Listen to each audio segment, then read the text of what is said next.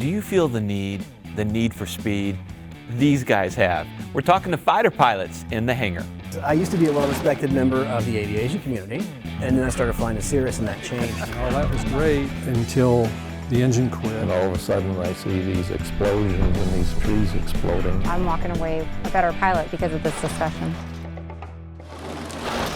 Welcome to this edition of In the Hangar. We've got two fighter pilots. Guys, thanks for coming in. We got Jason, we've got Gary.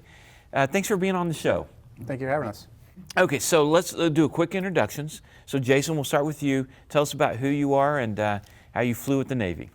My name's Jason Gustin. I started flying in the Navy back in 1998. And after a 20-year career flying a mix of F18s and some training aircraft, I just recently retired. And I got to continue my passion for aviation flying on the outside here. So you're transitioning from the military to a civilian. That's right. You're going to be a part 121, 135? 121. 121. Gary, tell us about your background.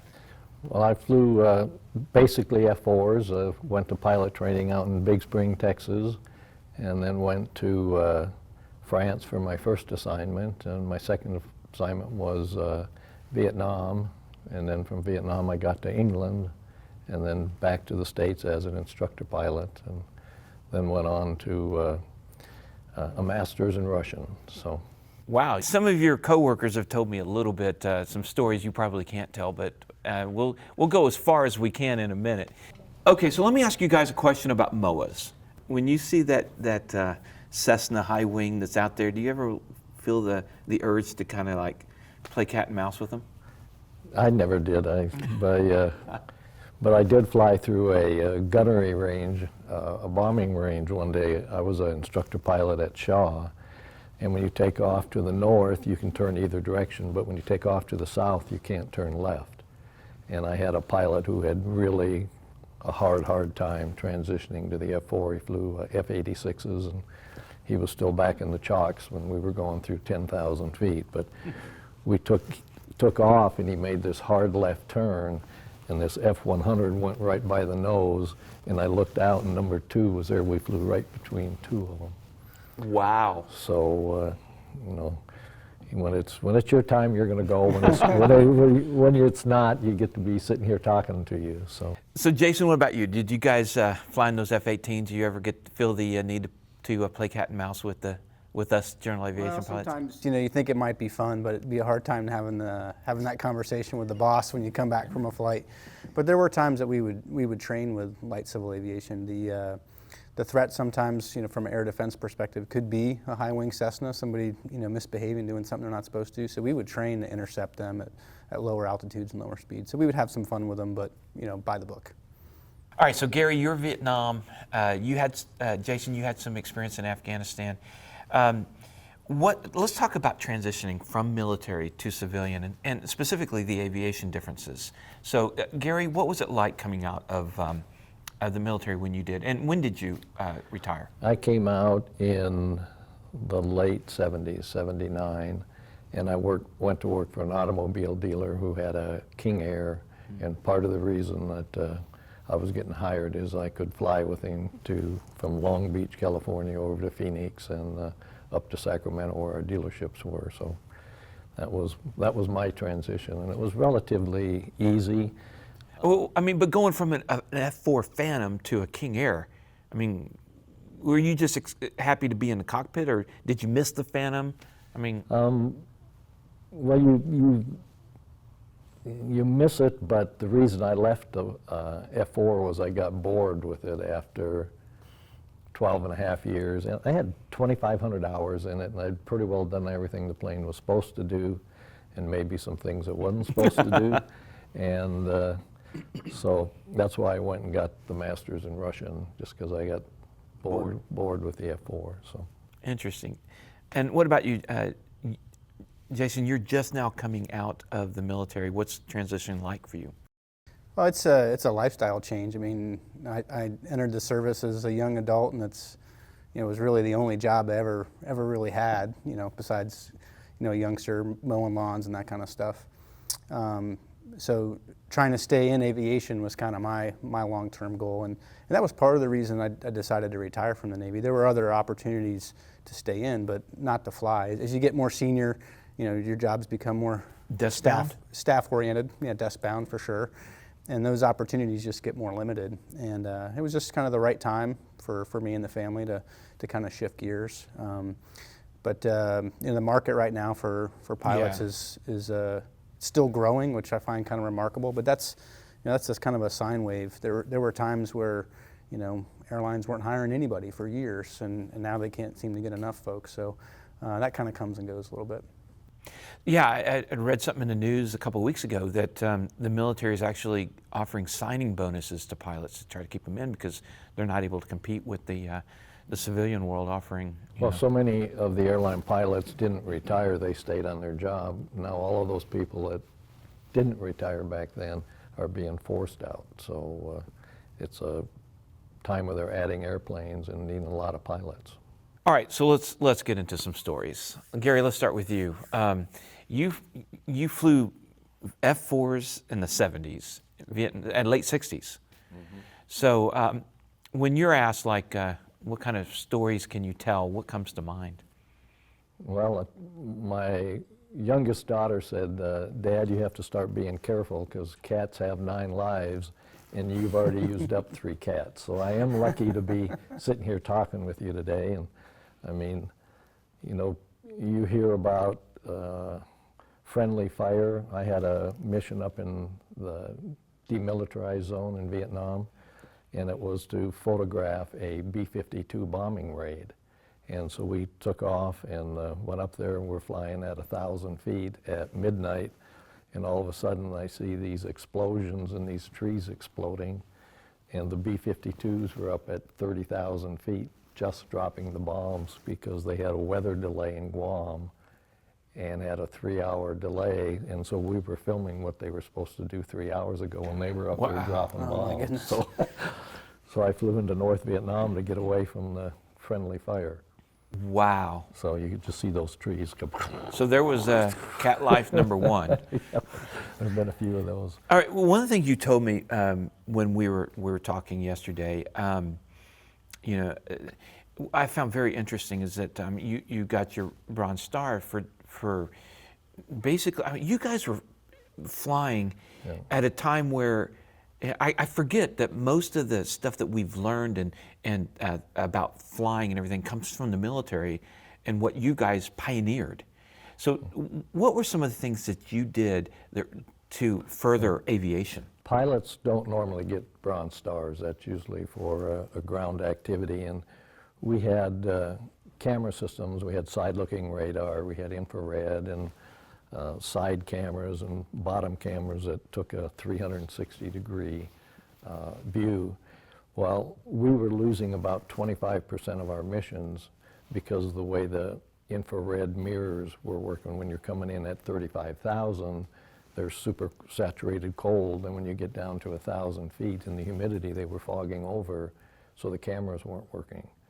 So the lieutenants got to pick a area that they would go work for a couple weeks or a month, and so I wanted to go take a look at that problem and sat down with the engineers for a couple weeks, and we re-engineered the way the doors opened and the way the mirrors and that were working, and the effectiveness went from 75% up to like 95%. So a lot less missions, and we went over with the 25 crew members, and 19 of us came back. So there's a lot of friends that are sitting there at dinner that aren't there the next night, and you don't want to be going back any more than you have to. Jason, what about you? What kind of stories can you're taking off from a carrier in the in the Gulf area flying missions? What comes to mind?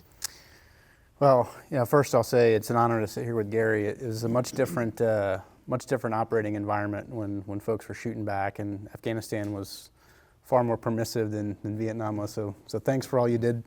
But anything around the ship is pretty fascinating.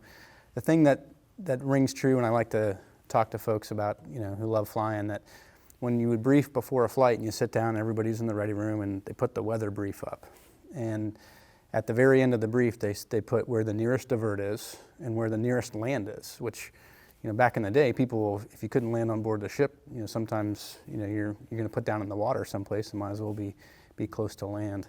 And typically that was, nearest airfield, maybe Key West, and it's, 100 miles away or 200 miles away. Well, we were off the, near the Philippines, and I remember the brief said that the nearest airport was 1,500 miles and the nearest land was 1,400 miles.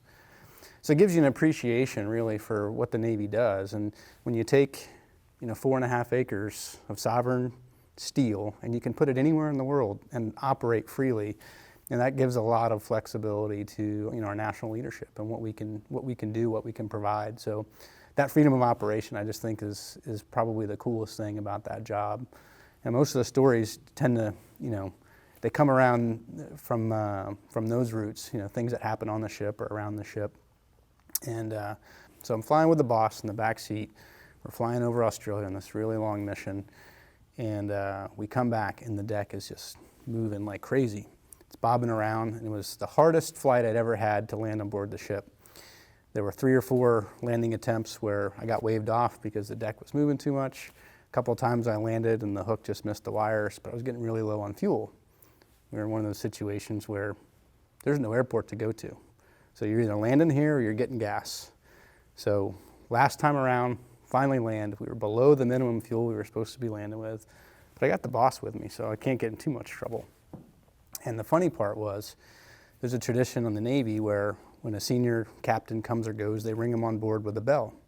So whenever he takes off, they're like, ding, ding, ding, ding, commander departing. So my buddy comes in and he goes, hey, the poor bell ringer, every time you went around, he would start ringing the bell for the air wing commander, and then he'd have to stop. Ding, ding, arriving, ding, ding, depart. And I was like, all right, give me enough grief. I'm here, thanks, let's go eat. That was kind of the way that one ended up. But a lot of exciting times around the ship. And well, let's go back to that story. As a general aviation, we in an instrument rated, we have our minimums and everything else. What in the world would a minimum look like for a bobbing deck? Well, the approach minimums are still the approach minimums, but we have folks on board the carrier right next to the landing area that will actually talk to you on the radio. And if you can't see the ship, you will continue the approach and they will continue to talk you down to a landing. There's also automatic systems, so it's radar based, right, so that the ship and the aircraft talk to each other so that you can land. But like you said the deck was bobbing quite a bit. Mm-hmm. I mean, are there like limits to how much of a pitch? There are, and those, we call them a landing signals officer. Mm-hmm. They're responsible for monitoring that. So pitch is actually relatively easy to manage. There's a couple others that are harder with the ship. I guess it's more predictable. It's very predictable. The ship moves at a very predictable rate, but if the ship all of a sudden kind of comes straight up, that's the most dangerous. That's bad, yeah. Some other motions are less likely to happen, but. All right, so you said you came in and you didn't hook. I mean, you got almost no time to gun it and go around. Are you just so used to missing and going? I mean, how do you? No, not used to missing. We don't miss very often. Well, I mean, well, the standard procedure is when you touch down, you go to full power. Oh, regardless, every time. So there are times they may pull one of the wires off for maintenance, and you don't know it's not there. Right. Your hook may catch it, and then it lets go, and it spits the wire. Right. You may just be a little high, and you missed them. So the procedure is every time you add full power, just in the event that you don't stop, you can safely fly away. And as soon as you feel that hook, then you and once throttle you back? kind of slow down, you hold it for about a half second, and then you'll throttle back. Well, that's really interesting. Gary, so you studied Russian. So like, I imagine that was useful during the Cold War years. Any stories there? What about cat life number 4, 5, 6, or 7? Well, those pretty well live in the F4. The Russian part was very interesting. I used to go through Checkpoint Charlie in a limousine with an APC in front of me and an APC behind me. And there was a safe house in East Berlin called the Potsdam House. And that was staffed by Russian waiters and Russian waitresses. And we'd go in there and meet people and have movies and eat dinner and assign people different tasks that we needed to get done. So that was interesting. My meeting places were Paris, London, Oslo, Stockholm, you know, dressing in a business suit. So Wow. people, where are you going? So it was neat. All right, well, when you left that, did you continue in aviation?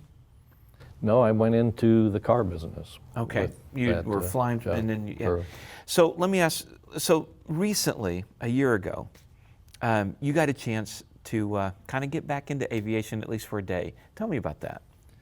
Well, I was an honorary wing commander out at Joint Navy Air Base in Fort Worth, and the honorary commanders get a chance to go for a ride in an F-16. So you go out and do your egress training, you know, get out of it in case there's a fire or something on the ground, and then a week or so later you go out and suit up, put your G-suit on, and go out and hop in the F-16 and get in the back seat. I did the walk around, you know, did the inspection with him, and got in the back seat and taxied out, and we took off, and we did a burner climb, just like almost straight up, you know, not quite, but almost. And we got up to 17,000 feet, and he said, "You want to fly it?" And I said, "I sure do." So in the F4, the stick is here, and in Okay. the F-16, the stick's here. So that's a little different. So I just did some It's like a Cirrus. straight, yeah. I just did some straight, level turns like this to kind of get the feel of the Yeah. stick, because the stick's quite a bit different. You know, you just kind of tap it and it starts moving on you. So I said, okay, I'll start doing some acrobatics. So I started doing some aileron rolls, and I did a couple split S's, and I did a barrel roll, and I said, oh, that wasn't very good. I want to do another one. He said, oh, that was pretty good. I said, no, let me do another one. I said, okay, that's good. And then he said, what else you want to do? And I said, I'd like to go down and fly some low level. So I said, let's go down to, because in the F4, I lived at 500 feet. You know, Wow. We started at 360, and when you got comfortable at 360, you went to 420. When you were comfortable at 420, then you'd practice at 480. And then in certain areas, we could run 510. So, you know, you're sitting there with the map, and things are going by quickly at 510 knots, 500 Wow. feet. So, went and did that, and then I said, oh, I'd like to shoot a instrument approach. So he called the base and said, we'd like to shoot a GCA. And they said, well, we're not up yet. And he said, well, okay. So in about 2 minutes, I called back and said, you still want to shoot that instrument approach? I said, yeah, sure do. So we turned around and he let me shoot the instrument approach. And then he did a couple closed low approaches, and we landed. So You said a GCA approach? I haven't heard that. ground controlled approach. Okay. They- Is that a they, military they thing? talk you through it, yeah. So it's a radar-based approach where Okay. the controller looks at you on the scope and he tells you where you are relative to High and low. the final. Yeah, we don't get that in the general aviation world. Because most of the burden's put on the operator to have the equipment. So this Right. was, you know, for airplanes like the F-18 doesn't have an ILS. Wow. So it's Wow. I mean, like the first instrument check ride I had in France, normally you take off and they've got a hood they put up so Right. you can't see outside. And he said, well, leave the hood off until we get out of the clouds. Well, we flew for an hour and 30 minutes, and we never Never got left the out, never clouds. got So it out was of the actual. clouds. So went into different bases, you know, around, shot low approaches. And we came in for the landing, and here's the runway. And when we broke out of the clouds right at minimums, we were over here. So the instructor in the front seat said, I've got it, and he took it and lined it up. The next thing I know, we're going like this, and we hit the ground. And I, what in the heck, Colonel, what are you doing? You know, he was a Stanival lieutenant colonel. And he rolls out and he said, what were you doing? I said, what do you mean, what was I doing? You were the one flying the airplane. He said, well, no, I gave it back to you because you have to have a completed landing for the check ride. And I said, I never shook that stick and said I Nobody got landed it. it. Nobody landed it. Nobody landed Wow. so is that number 6 or number 7? it. That was pretty early on, but that was scary. That Wow. was just going to go, what's he doing? Because, you know, we were off, so I knew he was in. I thought, well, maybe he overcorrected. There's that proper transfer of controls. Wow. Yeah, you got to know who's flying the plane. So when you flew the F-16 last year, Was that your first time back in the cockpit for a long time? Or did it come back easily? You know, it's kind of like riding a bicycle in my mind. Once stick is, you've yeah. done as much, you know, when we go to pilot training, you go for a year and you eat, sleep, study, breathe. I mean, the training is fantastic. And then being an IP and as many hours teaching other people that here's what you got to do. And one thing you talk about the transition, when you're an instructor pilot and you're talking to a student, say, you need to do this way at this airspeed, they pay attention. A lot of times in civilian life, when you say, I want the camera here, I want this or whatever, they're not always Exact. not always paying as close attention as they should. And that was a big adjustment for me, because you know, there it was their life, so they really did pay attention. The attention to detail is, yeah. could Follow be a that skill, yeah. checklist, and you know, when you're in the plane as much as we were, you pretty well know what you have to check. And a lot of people didn't use a checklist. You know, I'd sweep the cockpit, but I always go back with the checklist and make sure I didn't miss anything. And some pilots didn't. They didn't use that checklist, and you pay a price at some point when you don't do that. Well, guys, thank you so much for being a part of this show. And it was great getting to talk with you and the stories and everything else. And thank you for your service. It's just phenomenal. Blows me away. I'm humbled by you guys. So Well, thanks for having us, Dan. you bet. Thanks for watching, you guys. Make sure you share, subscribe, leave comments, and we'll talk to you later.